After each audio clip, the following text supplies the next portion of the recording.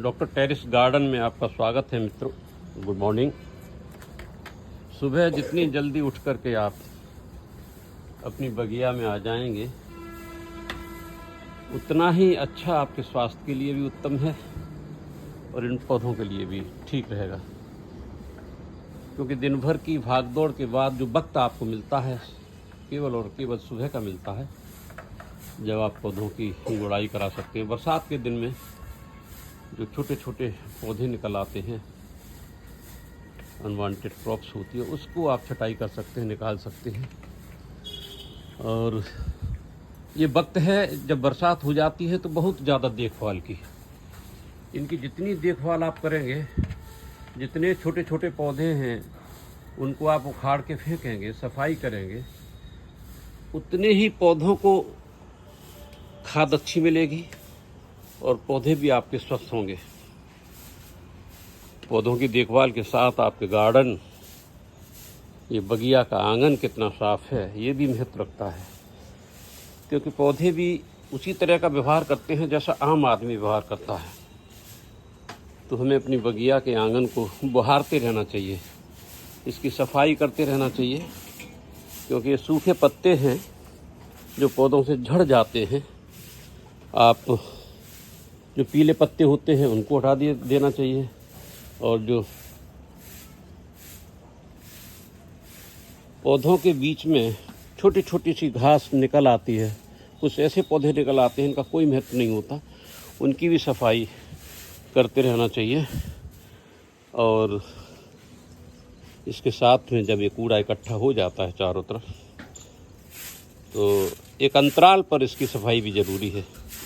जितना घर आंगन साफ रहता है, परिजनों को अच्छा लगता है, उसी तरह से जितना इन बगिया का ये आंगन साफ रहेगा, फर्श साफ रहेगा टेरेस का, इन पौधों को भी अच्छा लगेगा और कुल मिलाकर के बगिया आपकी खूबसूरत लगने लगेगी।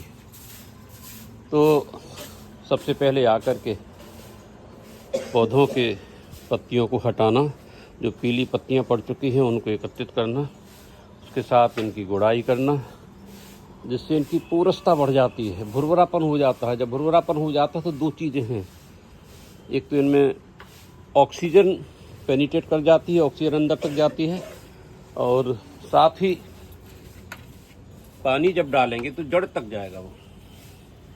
जितना फर्टिलाइजेशन ऊपर से डालते हैं हम, कभी वर्मी कंपोस्ट डालते हैं, कभी गोबर की खाद भी डालते हैं, तो वो भी अच्छी तरह से जड़ तक पहुंच जाती है। और ये ज़रूरी नहीं कि सारे पौधों को एक साथ पानी दिया जाए। आप देख लीजिए, जिस गमले की मिट्टी सूखी हो उस गमले में आप पानी दे सकते हैं, जिस गमले की मिट्टी गीली हो चेक कर लें, या देखने से भी पता चल जाता है।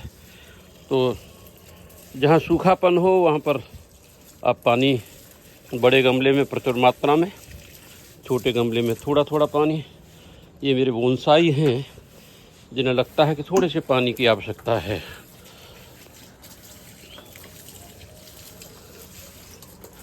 और ये जहाँ गुड़ाई हो रही है इसमें पानी की आवश्यकता नहीं है, क्योंकि नमी है मिट्टी में, ये भी नमी है, इस तरफ भी नमी है, ये सारे पौधों में नमी दिख रही है। ये चंपा है, इसके गमले में भी नमी है। तो जहाँ जहाँ ज़रूरत हो वहाँ वहाँ पानी। तो तीन चीज़ों का विशेष ध्यान, सुबह आते ही सबसे पहले गमलों में निकली हुई उस घास को हटाना है, गुड़ाई करनी है, इन पत्तों को इकट्ठा करके, और जहाँ आपकी खाद रखी रहती है या जहाँ आप खाद बनाते हैं उस पॉट में या कनस्तर में या जो कुछ भी ड्रम आप जो इस्तेमाल करते हैं, जो आपके यहाँ उपलब्ध है, उसमें आप ले करके रख दीजिए, थोड़ी सी मिट्टी डाल दीजिए, और वो पूरे पत्ते जो गार्डन से निकले हुए हैं वो सारे पत्ते आपका 2 महीने में 3 महीने में खाद का रूप। मैंने देखिए ये कनस्तर रखे हुए हैं, ये पुराने पड़े हुए थे, इसमें मैं इकट्ठे कर रहा हूँ। एक लेयर इसमें पत्तियों की डालता हूँ, जो गार्डन कूड़ा होता है उसको डालता हूँ, और बाकी ऊपर से एक लेयर इसमें गार्डन सॉइल की डाल देता हूँ, मिट्टी डाल देता हूँ। और ये लगभग 1-1.5 महीने में, 5-6 हफ्ते में बहुत खूबसूरत खाद बन जाती है। तो बहुत ज़्यादा नहीं, लेकिन नियमित रूप से इतना तो हम लोगों को करना है। गुड़ाई करनी है, पानी देखना है, खाद डालनी है, साफ सफाई का ध्यान रखना है।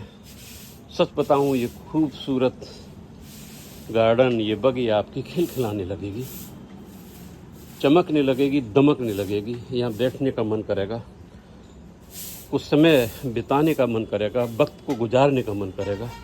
जो खूबसूरत लम्हे यहाँ गुजरते हैं वो शायद अन्य कहीं जगह नहीं।